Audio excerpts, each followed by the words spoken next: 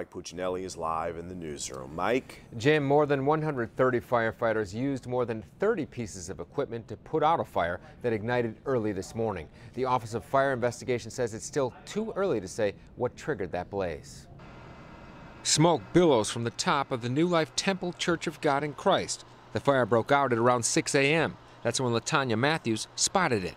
It started like a little smoke, and then it went up to a big old flame. Matthews had a passerby call 911. Minutes later, the first of more than 100 firefighters arrived.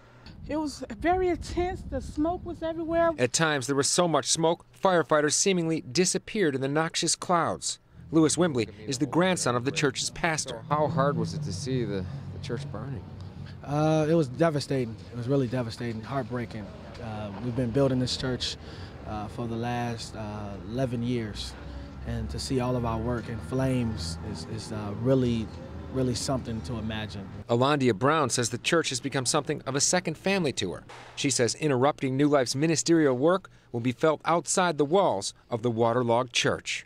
It's not just a loss to us, but it's also a big blow to the community, for the people that we help and the children that we help and we feed. But Wimbley says the church has stood for more than 70 years.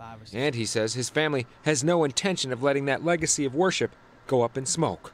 What are you going to do tomorrow? Well, we're going to come together and we're going to have worship still. Can't stop, gotta keep building. Tomorrow's service will be held in Gethsemane Church just across 15th Street from the fire site.